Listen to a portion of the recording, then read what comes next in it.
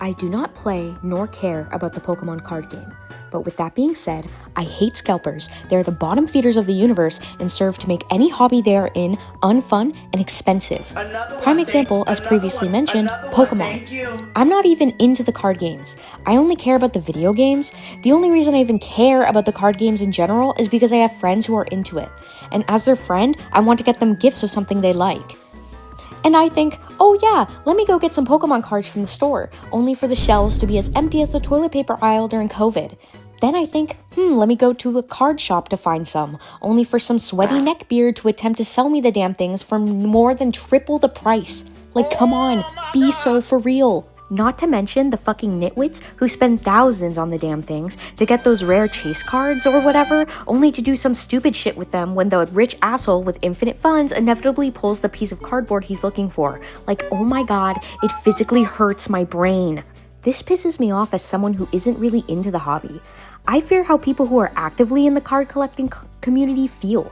Like the fact you can't even get a new set when it comes out because some unemployed maggot who lives in his mom's basement crypto trading all day decides, yes, let me actively ruin the hobby of thousands of people everywhere by being an over-consuming dumpster of a person and buy all the boxes of cards just because one dipshit a couple years ago decided to make them worth something. Like, way to go, neckbeards, you ruined a fun hobby for thousands of people everywhere. Like the other day, me and my best friend, for anonymity's sake, Fungus, went to the mall because I was looking to grab some gifts for a friend's birthday at the end of the month. This friend, mind you, is extremely into the hobby and loves Pokemon cards. Now, like, by some grace of God, I ended up at a store that actually had Pokemon cards, so I bought them immediately. They also had a small tin of the newest black and white set. My stupid ass misheard the salesman when he was talking and missed out on getting the tin like an idiot. So to make up for it, I wanted to get my friends some more cards. I dragged Fungus with me through my entire town in an attempt to buy more. We went to at least 6 different stores. Mind you, something you need to know about me is that my body functions like it's running on 2% capacity with a mouse at the helm wearing a blindfold randomly pushing buttons to dictate how it functions. That shopping trip only lasted 4 hours, and every single one of my joints were screaming from the amount of walking and running I did in an attempt to get those damn cards. All I got for it? Seeing some random guy in a parking lot with an at least 20-foot statue of Alvin and the Chipmunks out the back of his truck, and a booster box of Destined Rivals for like $20 more than its market value. Now I have a vendetta against scalpers for the end of time. How is it that pieces of cardboard with cool art has an absolutely abysmal market because of neckbeards who have no place sucking the joy out of a hobby for thousands of people and children? Like, it genuinely makes me sick to think that there are kids out there yearning to get their hands on Pokemon cards only for some bootlicker with a dead-end job to end their joy with a labored huff from their triple chin.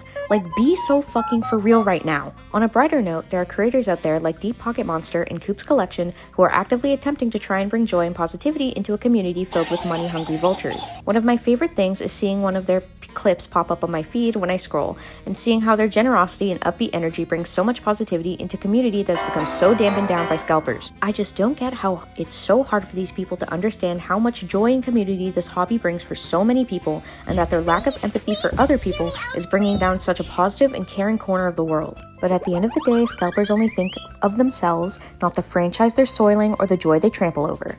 For them, it's about money, plain and simple. And to be fair, yeah, money is pretty cool. I too would love buckets of money, but not at the expense of actively making a large community of compassionate people miserable. It also doesn't help that this is happening to a Nintendo property, a company which is notoriously horrible at fixing problems like this. For example, the amiibo shortage a couple years back. So the scalping is practically destined to continue. So keep crying, kids. The neckbeards have declared your fun and joyful hobbies are now theirs to actively smear shit and smother hot Cheeto dust on. Also, if you're a fellow citizen of the Great White North, prices for these cards have skyrocketed over the years.